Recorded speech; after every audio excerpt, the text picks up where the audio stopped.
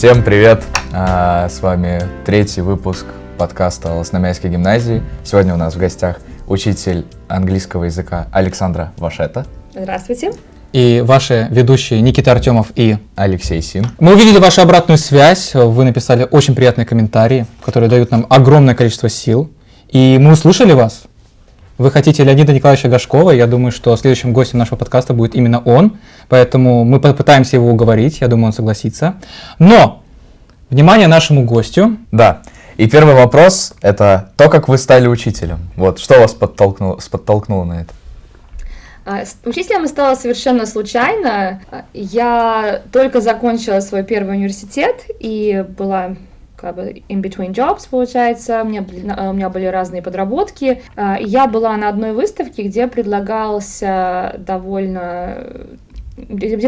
разного рода работа, которая не требовала нормированного графика. И в один прекрасный момент вот я нашла такую работу, и это был помощник учителя в школе для детей со спецпотребностями. Я пошла туда. Раньше никогда не сталкивалась с такого рода детьми, с такого рода системой образования, и я осталась в этой системе и до сих пор вот здесь, но уже в другой стране, в другого рода школе и так далее, и другого рода предмет веду. То есть какие были сначала предметы? Было не совсем предметы, я была помощником учителя в школе для детей с особыми потребностями. Потом я уже стала старшим помощником учителя, когда перешла в колледж. Та же самая компания, которая заведовала школой, они также заведовали колледжем, и я стала старшим помощником учителя, а потом долгое время была лектором. Там не вела конкретный предмет, там, скорее всего, как вела класс. Как у нас, вот, знаете, есть класс ЮПТ в младших классах, который ведет множество разных предметов. Также и там, получается, ты являешься лектором какого-то определенного класса, у тебя есть помощники, и ты работаешь по программе, и очень такой по индивидуальной программе. И вот, да, там я много лет работала.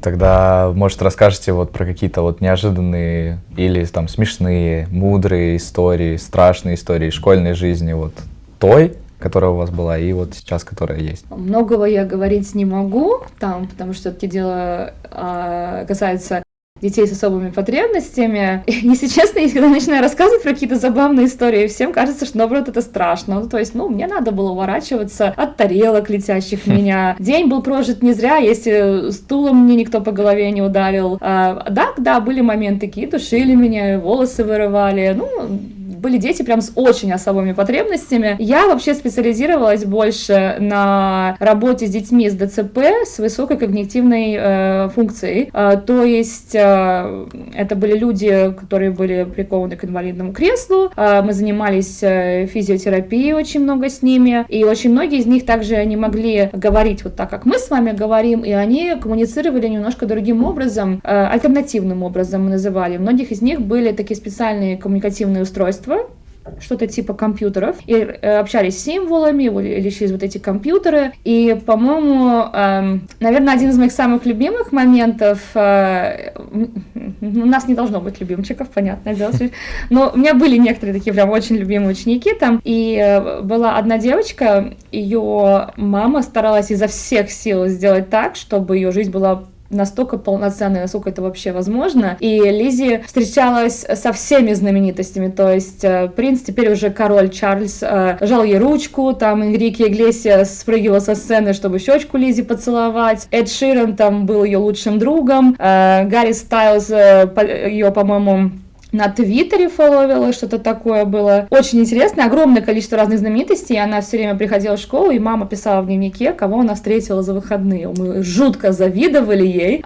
И вот она была просто влюблена в Джастина Бибера. И как так получилось, что медсестра в колледже замуж выходила и пришла к нам в класс, что-то там передать, рассказать. И ради шутки она сказала Лизе, что ты знаешь, я вообще-то выхожу замуж за Джастина Бибера. И Лиза на нее так внимательно посмотрела, очень так зло посмотрела на нее и на своем коммуникативном устройстве выбила: не смешно.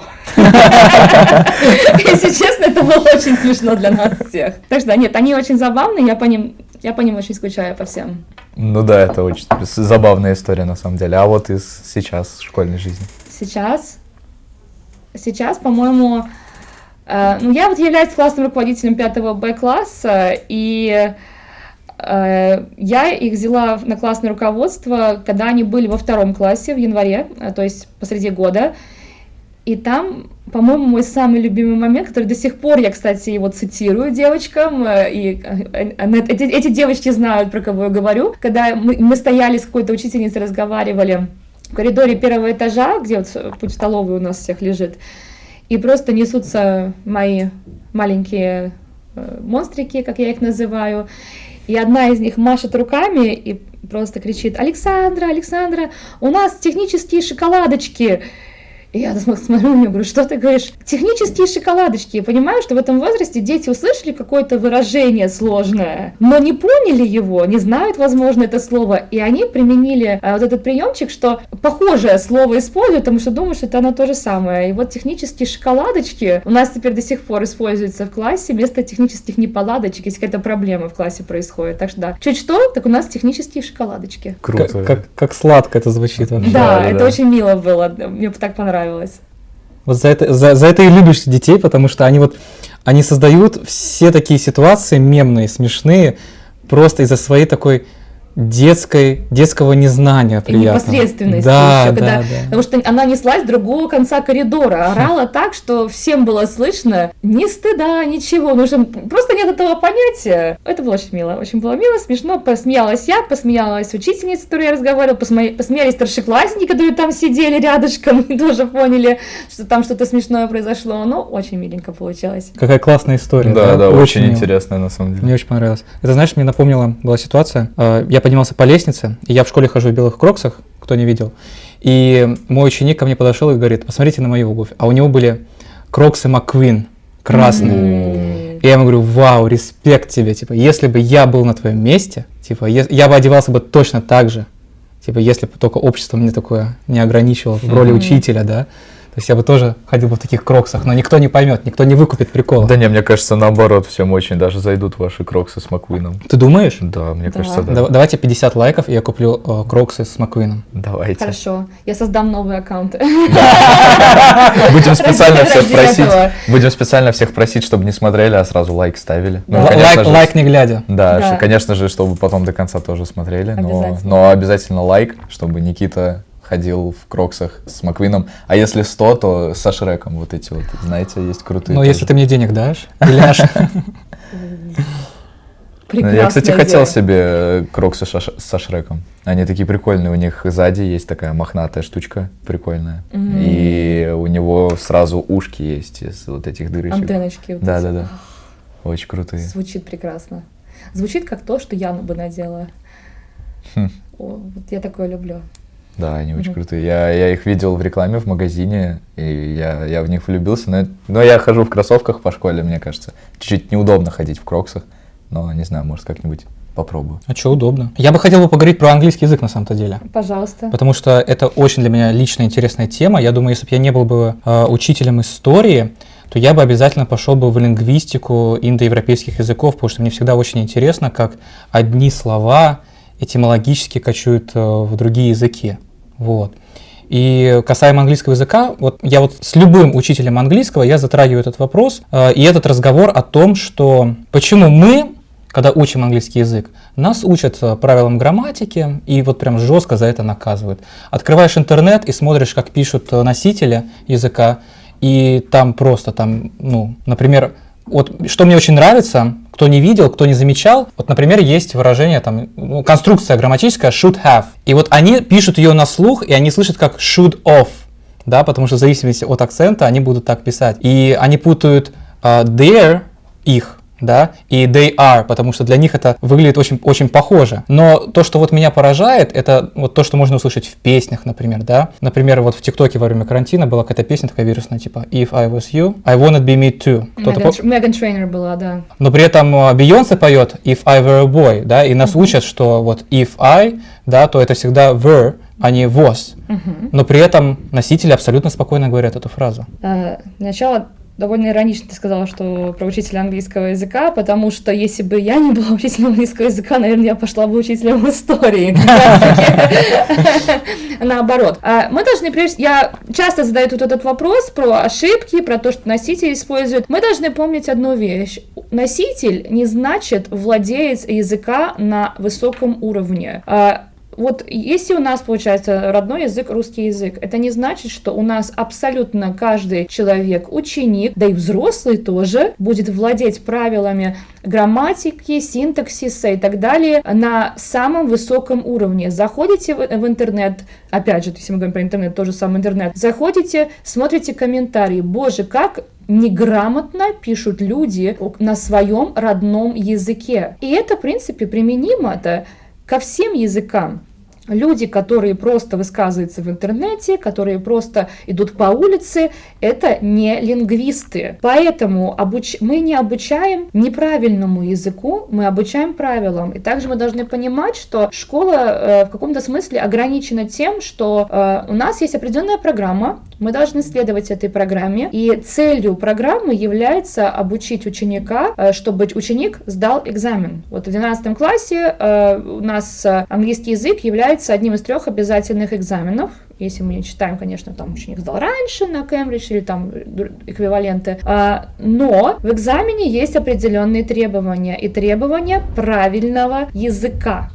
То, что смотрят в интернете, то, что как написано в интернете, как говорила моя мама в свое время, на заборе тоже много чего написано. Это не значит, что это будет правильная версия. В какой-то момент, мне кажется, я даже перестала спорить с людьми, которые вот говорят: вот я приехал в Лондон, а я вот сказал на каком-то ломаном языке, меня поняли. Круто, что тебя поняли. Замечательно, что люди вежливые и не будут поправлять тебя. Но это не значит, что ты будешь у них стоять на том же уровне, хотя бы даже мысленно на том же уровне, что и человек, который высказывается правильно, высказывается синтаксически, лексически, грамматически правильно. То же самое касается акцентов. Да, сразу же заметен акцент, если даже небольшой акцент, если человек не является носителем языка. Но ты работаешь, чтобы этот акцент уменьшился, чтобы тебя не просто понимали, чтобы тебя уважали за твое стремление выучить правильный язык. Поэтому для меня умение грамматически, синтаксически, лексически и также вместе с акцентом правильно построить свою речь является ключевым, когда мы говорим про обучение языку и также про оценивание обучения. А вот к теме того, что вы учитель английского, почему именно английского языка? Вот вы сказали, что если бы не английский язык, то и история. Как вот вы к этому пришли? Последний мой год, когда я преподавала еще в Лондоне, так получилось, что я хотела немножечко переквалифицироваться на учителя истории. Я была на полпути, чтобы сдать экзамены и стать учителем истории, но жизнь повернулась немножечко иначе, мне пришлось вернуться сюда, и я уже не стала дальше возвращаться к учителям истории, а уже стала работать в том направлении, которое у меня лучше всего идет, лучше всего получается, и в котором я являюсь, скажем так, довольно неплохим специалистом, как я считаю. Угу. А вот возвращаясь к теме обсуждения уровня английского языка, вот можно ли иметь, например, C1 и при этом говорить прям жестким акцентом? Потому что есть, например, CEO Гугла, он этнический индус, и он прям говорит, с заметным акцентом. И при этом он занимает главную позицию, да, в многомиллиардной фирме. Мы должны помнить, что Индия, как страна, являлась исторически бывшей колонией Великобритании, и английский язык там для многих является родным языком. То, что он говорит с акцентом, как мы считаем по-нашему, так и есть, это будет индийский акцент. Есть такое понятие, как variety, то есть это получается, когда язык разделен даже не на диалекты, а на определенные области, где есть собственная грамматика, собственные акценты, собственные выражения какие-то, и даже собственная лексика, которая пришла вместе с элементами других языков, каких-то местных языков туда, и образовала свой собственный подязык, если мы говорим так в более упрощенном виде. А английский, именно индийский английский, является официально признанным variety. То есть, если человек говорит на нем, говорит так, как принято, в этом variety, то в этом нет ничего страшного. Опять же, то, что мы не понимаем кого-то и акцент кого-то, не значит, что у человека не может быть C1 именно по английскому языку. Очень многим, например, тяжело идется австралийский акцент. Австралийский и английский тоже являются variety, это там собственная грамматика, собственное произношение, прочее. Но, опять же, это не значит, что он не признан, что он не является как бы официальным подязыком. Тяжело идется некоторым южноафриканский, например, акцент, потому что оттуда еще, туда добавили очень много датчане, нет, не датчане, вру, голландцы, путаю, все, пошла география, вот. Но вот самыми популярными varieties, естественно, являются официально признанные британский английский и американский английский, которые в нашей стране также признаны как единственные возможные variety, на которых можно сдавать экзамен. Но единственное условие это то, что с первого по последнее слово должно быть, например, написано или сказано либо в британском, либо американском английском. То есть, когда я, например, выбираю какой-то язык операционной системы или приложения, и там куча English, и там в скобочках там UK, US и там Индия, да? То есть это имеется в виду именно вот эти вот английские? Да, совершенно верно. И то есть получается, например, Word там или какие-то другие системы, которые тебе проверяют грамматику, там строение предложения, они будут основываться именно на том, какой у тебя язык выбран, какой variety у тебя выбран и что является правильным грамматически, синтаксически именно в этом варианте языка. То есть, например, возьмем слово color, цвет.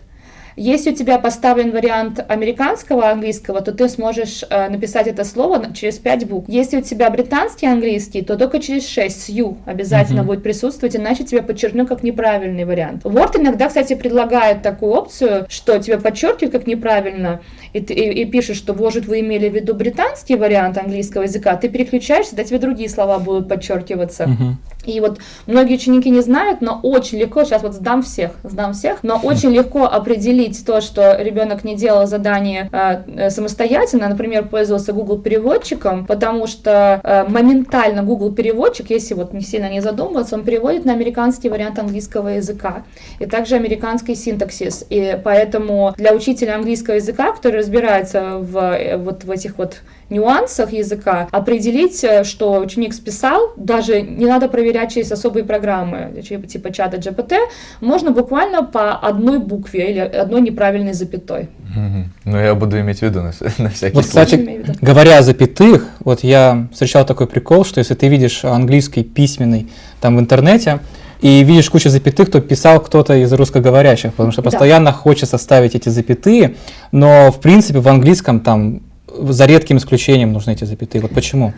Нет такого особенного почему, просто другие правила синтаксиса, другое построение фраз, другая грамматика и немножко, скажем так, такой синтаксис, который не присущ русскому языку. У нас очень часто придаточные предложения, вот подчиненные предложения будут выделяться запятыми. В русском языке есть причастные, депричастные обороты, в английском нет такого понятия, как причастные и депричастные обороты, там есть определенные фразы, где будет главной какая-то другая часть речи. И, например, вот очень частая ошибка, я так и пишу в своих работах, вот дети мне пишут, я пишу русский синтаксис как комментарий, это когда пишут перед that запятую. Перед that мы не будем ставить запятую в английском языке, но есть определенные исключения, если предложение прям очень-очень сильно загружено, перегружено всякими там другими вариантами. Вот так с головы привести пример не смогу, но есть возможность поставить, но в 99% случаев не в том случае, когда пишет это ученик, скажем так. Естественно, вот эти всякие длинные тире, чата GPT, там, точка с запятой, вот это все. Ой-ой-ой-ой. А вы знаете то, что вот это длинное тире называется M-dash? Вот, есть еще более короткое N-dash. Знаете, и просто dash. Да, я первый раз слышал. Вот. Но вот про то, что запятые длинный он ставит, я слышал, поэтому вот часто, когда, извините, списываю с чата GPT, все время проверяю на длинные тире, если как бы они там длинные, то я их исправляю на короткие. Ну знаешь, недавно CEO этого OpenAI Сэм Альтман написал, что теперь можно попросить его не использовать M-dash, и он перестанет их использовать, потому что раньше ты просил, но он все равно их использовал. А M-dash и N-dash, потому что N-dash длиной в букву N, а M-dash длиной в букву M. То есть вот даже такой интересный факт я недавно вычитал. Здорово. А вот, например, если говорить про русские или славянские акценты, что мне кажется, что очень много кто стыдится своего славянского акцента, и думают, что нужно как бы там имитировать, да, британский или американский. И, по-моему, когда люди пытаются вот это все имитировать, из-за вот этого эффекта Даннинга-Крюгера, когда ты переоцениваешь свою возможность, ты, наоборот, делаешь свой язык менее понятным, и, ну, это сразу заметно как-то, вот это фальшь, да. И вообще, мне кажется, что вот эти славянские акценты, они более понятны по сравнению с, допустим, там, ну, с британским, австралийским, да, с каким-нибудь индийским, с итальянским, особенно с южноитальянским. Я как-то, мне было, наверное, сколько мне, 14 лет было, я с итальянцем в Италии играл на пляже, и он мне такой: "Give me the ball!" Я такой: какого быка он просит? Типа, а потом я понял, что он хочет, чтобы я ему дал, типа, мяч, да, и он такой: "Give me the ball!" Типа, и, ну, я вообще опешил, да, и потом я такой: ох, вот эти, да, вот эти сардинцы. Я с тобой, кстати, не согласна, что этот акцент более понятен, что этот русский акцент русскоговорящих, которые говорят вот по-английски, что он более понятен нам. Конечно. Он более понятен нам, потому что когда русский человек, который не тренируется с акцентом, начинает произносить слова по-английски, фразы по-английски, то у него слова все рубленные, фразы рубленые, и из-за этого нам кажется вот этот маленький кусочек паузы, как будто бы он выдыхает, дает нам возможность лучше осмыслить информацию, проанализировать и прийти к каким-то выводам, когда дело касается именно вот мысленного перевода. Но когда, например, носитель языка говорит, то часто бывает так, что им же не надо думать, им не надо переводить мысленно, поэтому у них фразы не будут рубленные, фразы более плавные, и нам кажется, что они более непонятные, просто из-за того, что у нас нет времени проанализировать мысленно перевести, мысленно прийти к каким-то выводам. Я категорически против так называемого рязанского акцента. Я топлю за то, что это не фальшь, и это не является какой-то фальсификацией, попытка сделать себе хороший акцент. Опять же, прежде всего мы говорим об уважении к культуре. И второе, то, что pronunciation, ну да, он тоже оценивается у нас в экзамене, понятный pronunciation, но тем не менее это немножечко другую оперу мы идем. Все же, во-первых, это эстетичнее, чисто вот с точки зрения... Ну да, если слушать приятнее. Да, меня как преподаватель, я говорю, что это, во-первых, эстетичнее, во-вторых, тогда получается плавнее, и ты не пытаешься что-то имитировать, ты пытаешься понять, как работает язык. Это значит, что не ты накладываешь какие-то фразочки, звуки на свой имеющийся язык, на свою имеющуюся базу, а ты именно переходишь из одного языка в другой. Я, например, заметила, что у меня, когда я разговариваю на разных языках, может быть немножко разная интонация, и это нормально, потому что в разных языках мы интонационно можем выделять какую-то определенную часть предложения, другую часть предложения. Некоторые языки вообще построены на том, что смысл фразы будет меняться в зависимости от интонации. То есть это нормально, это естественно. Например, Поэтому... там в китайском языке, да, да, то, что там ударение и все остальное, это очень важная часть. Да. Поэтому я топлю за то, чтобы мы учились с самого начала правильный, красивый язык, скажем так, потому что словарный запас — это кирпичики, из которых строится наш дом. Просто так мы кирпичики можем сложить в кучу, и что, ничего не будет с ними. Грамматика — это цемент, который мы будем складывать между кирпичиками, соединять, домик делать красивым, но опять же, если у нас дом просто какой-то кирпич, цемент торчит и прочее, то мы можем все отполировать красивым акцентом, и таким образом у нас получается не просто какое-то непонятное кирпичное здание, из которого все торчит в какие-то балки, там гвозди и прочее, это у нас получается дом, в котором можно жить, язык, который можно преподнести, который не стыдно показать. Я считаю так, что да, ну, возможно, да, некоторые обучаться, в процессе обучения стесняться не стоит. Но есть определенный уже момент, когда ты учился много-много-много лет, и надо уже уметь какие-то определенные моменты языка знать, и знать не просто грамматически, лексически, но знать красиво. Это естественный процесс. Но еще, мне кажется, проблема в том, что вот русскоговорящие, ну вот как мы, например, там же в английском есть V и W, и мы их иногда читаем просто как V, да. Ну, вот, или вот, например, в том же самом слове миска bowl, там вот бовл могут прочитать вот русскоговорящие, которые, ну, не очень практиковались в английском. Да. И, кстати, у меня на самом деле был момент, когда я вот ездил в Швецию, первый раз, когда начал разговаривать, ну, с носителями языка, потому что, ну, они там хорошо знают язык. Да, в Швеции Ну, очень хорошо. вот. И там был один мальчик, с которым я когда разговаривал, он на меня иногда смотрел и говорил: «Боже, я люблю твой русский акцент».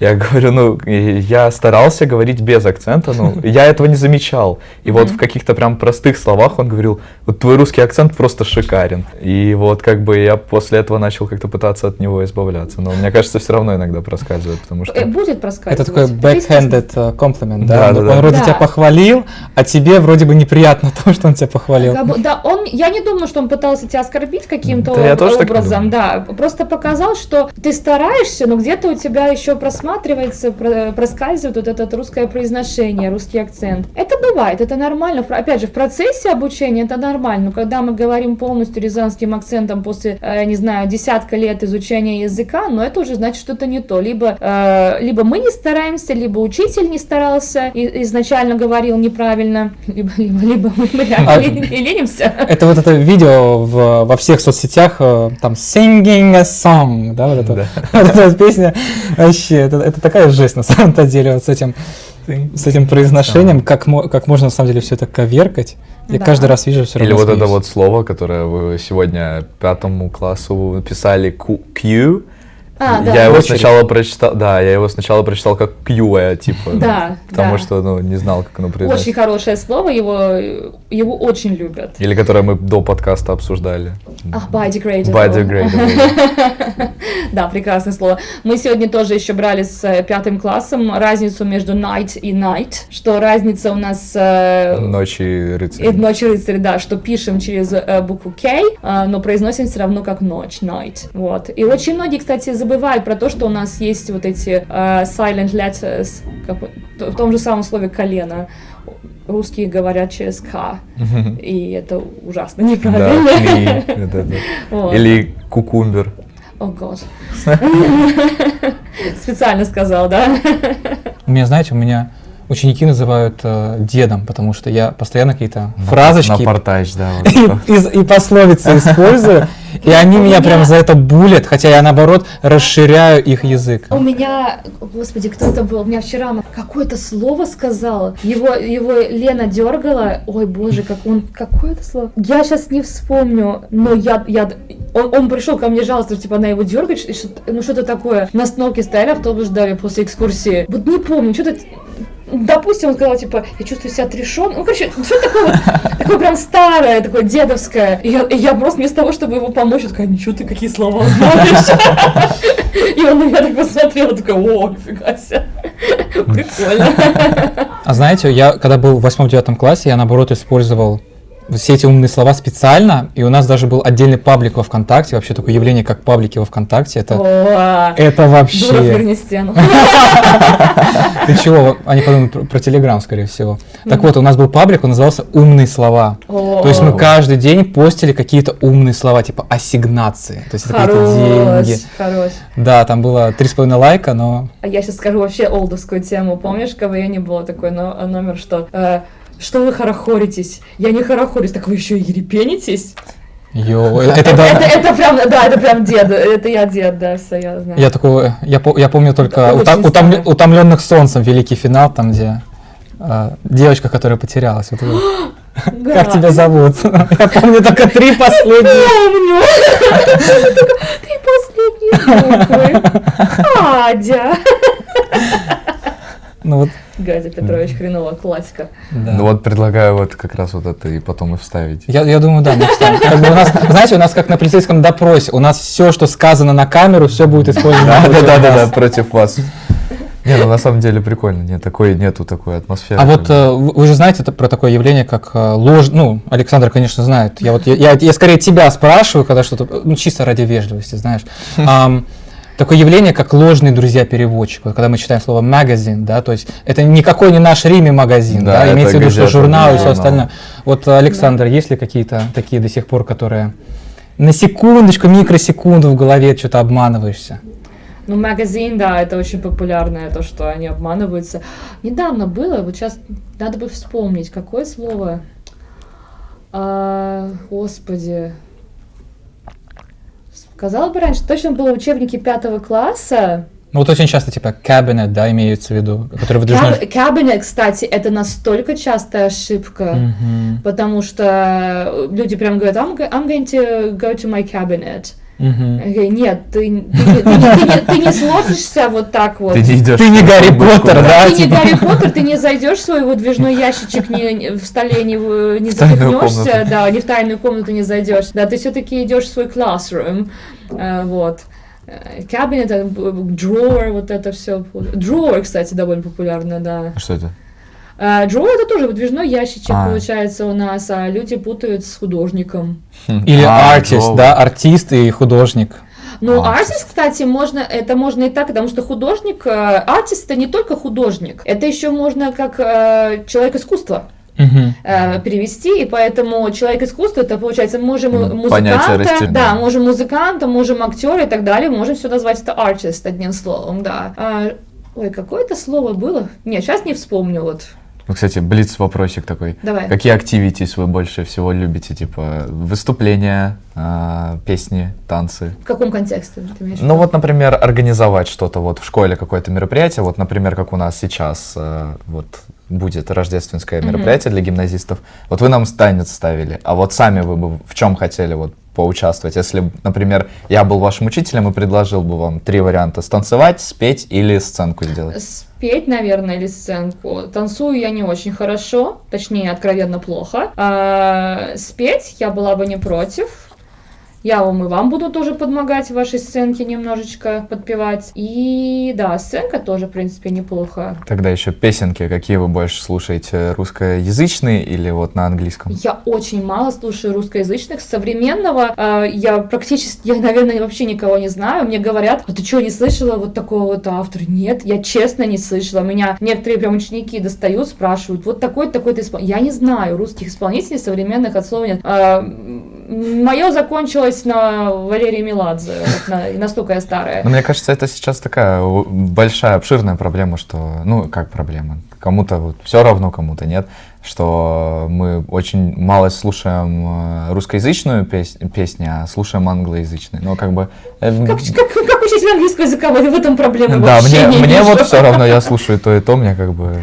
Я слушаю русскую музыку, когда мне моя подруга ставит какие-то свои депрессивные русские песни, или там, не пойми, кто там бубнит что-то такое про деньги, про тачки. Хорошо, тогда какая ваша любимая песенка? 2. Давайте топ-3, ладно. Типа детская песенка? Нет, тут песни вообще. Топ-3 какие ваши любимые? Топ-3. Самое первое место я обожаю, моя самая-самая любимая, это Queen Show Must Go On. Вот. В втором месте, наверное, Bon Jovi It's My Life. И на третьем месте...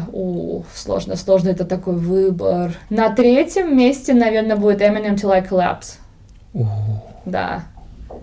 Вот. Вот у меня на самом деле немножко такая травма. Я как любитель Шерлока британского от BBC, когда вот в последнем сезоне под эту песню выходил профессор Мориарти из вертолета, я думал, вау, великий камбэк, типа, да. А потом там, типа, понимаем то, что это флешбэк. Это разочарующий сезон просто. Вообще, да, и так они не досняли. Да. А Christmas Special ты смотрел? Вот что-то помню, вот у меня такой как забытый сон. Да, там, где тоже они как показывали прошлое. Да. Это была какая-то отсылочка на феминизм, но какая-то непонятная отсылочка вообще ни о чем. Я прям очень сильно разочаровалась тогда. Первые 2 сезона Шерлока были прекрасны, восхитительны, особенно первые. Да, первый просто. И вот теперь тогда вот тоже быстренький вопрос. Какие вам нравятся жанры фильмов, сериалов? Я люблю фэнтези, я люблю боевички. Под настроение. Единственное, что я вообще не смотрю ужастики, от слова совсем. А еще мы тут вот до съемок узнали, что вы кинокритик. Давайте ваши топ-3 фильма и потом топ-3 сериала. И вот потом еще можно будет режиссеров назвать. Мои 3 фильма. Давайте начнем с первого места. Не является самым критически таким обласканным фильмом, но я безумно люблю «Город грехов» Роберта Родригеса по одноименному графическому роману Фрэнка Миллера. Это просто именно первая часть. Вторая была нефти. Но первая часть — это мой самый-самый любимый фильм. Второе место, пожалуй, отойдет «Темному рыцарю» Кристофера Нолана. О, да. Вот. И третье место будет у «Бесславных ублюдков» Квентина Тарантино. Квентин Тарантино вообще является моим любимым режиссером. Я про него писала огромное количество работ курсовых. У меня даже была возможность на фан-встречу с ним сходить. Да. Я практически пообедала с ним, но что-то пошло не так. Вот. Я тогда, когда сидела в зале, в одном зале с Квентином Тарантино, это одно из самых прекрасных мгновений, моментов моей жизни. Дышать одним воздухом с самим Квентином. Вот. А так, да, получается, из режиссеров у меня Квентин Тарантино. На втором месте, пожалуй, будет Мартин Скорсезе. И на третьем месте мы возьмем Альфонсо Куарона. Когда дело касается сериалов, ну вот, понимаете, сериалу рознь. Бывает так, что первые несколько сезонов хорошие, а потом все пошло немного не туда свернуло. Потому что я огромный фанат «Игры престолов». Я читала все книги до того, как вышел сериал. Я разделяю твою боль. Да, я до сих пор жду последнее. И когда все в один момент... Первый сезон еще сняли по первой книге, второй сезон уже потихонечку начал отходить, а на третьем сезоне уже все пошло немножечко не туда. Вот там я прям расстроилась, особенно с учетом ветки Дорна. Это была моя любимая ветка, там были мои любимые персонажи книги. Но я все равно нежно люблю «Игру престолов». Прям нежно люблю, обожаю «Игру престолов». А так я очень люблю также комедийные британские сериалы. Я не знаю, как будет... Монти Пайтон. Да, американский. Монти Пайтон — прекрасная вещь, честно. Я ходила, смотрела выступление Джона Клиза. Вот. И мне очень нравится «Пип-шоу». Я не знаю, как перевести это на русский язык. Там 9 сезонов, и когда мне очень-очень депрессивненько, плохо и так далее, меня все надоели, и ученики пишут предложения с but because, и не знаю, как правильно закончить или начать письмо, то я включаю Пип-шоу с самого первого эпизода, и вот так вот 9 сезонов подряд, прям на Ютубе. Обожаю, нежно обожаю, люблю. У меня куча групп, связанных с Пип-шоу, на которые я подписана в Фейсбуке. И там вот эти все ссылочки, какие-то отсылочки на это. Скоро будет Christmas Special Bake Off, именно связанный с этим шоу. И что у нас еще на третьем месте? А анимешечки относятся к сериалам? Я считаю, что да. Ну да. Ой, ну тогда сложно. Тогда мне третье место, у меня поделят анимешечки. У меня поделят Hunter x Hunter и JoJo's Bizarre Adventures. Вот, тогда будет анимешечка, сериальчик. Какой такой разношерстный ответ на самом-то деле.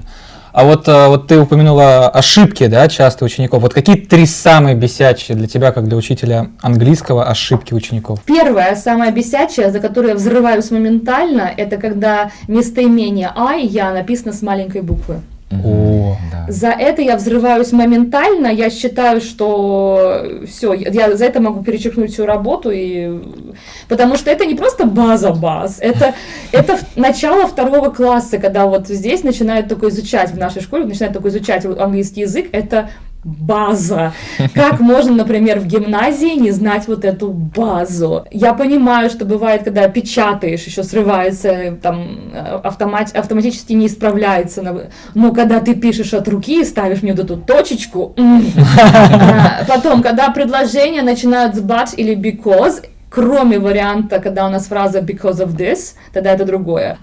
Но вот с but предложение, и да, люди могут сказать, что да, в разговорной речи используется в неформальном. Когда мы говорим про формальные тексты, мы не будем писать предложение, где первое слово but, потому что это подчинение, это часть подчиненного предложения. Очень меня это бесит, я сразу же так вот огромный круг ставлю и снижаю за это баллы. Третья ошибка, какая вот самая популярная? Незнание множественного числа именного существителя, который является исключением. То есть, когда говорят вместо people, people's, Есть слово people, существует слово peoples, действительно существует. Я вот сейчас всех удивлю, наверное. Существует слово peoples, но используется в контексте народности. Да, да, да. Народности. То есть, если ты просто говоришь a person, people, тогда ты просто говоришь про людей. Но если peoples, это народности, какие-то племена там ходили. Ну там. вот, например... Типа финно-угорские. Не-не, зачем далеко ходить? Да, У нас... tribes, ты можешь Да, у нас сказать. есть или indigenous people. Indigenous да. people, да. И вот PRC,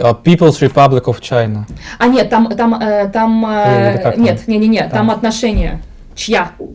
Там будет апостроф People стоять. Да. с- То есть даже без апострофа есть вариант. Да, вот так вот, да. И получается, вот child, children, говорят children's, вот это вот все, или child's, вот этот вариант. Да. Но это опять же, это такая база, это, если Да. не ошибаюсь, в прошлом году в 4 классе мы проходили это с моими Или вот эти маленькими. вот зубы, не помню, tooth. Да, вот это tooth, И с teeth, ногами. да, foot, feet, a man, men, a woman, women, вот это все. А вот мое любимое это кактус.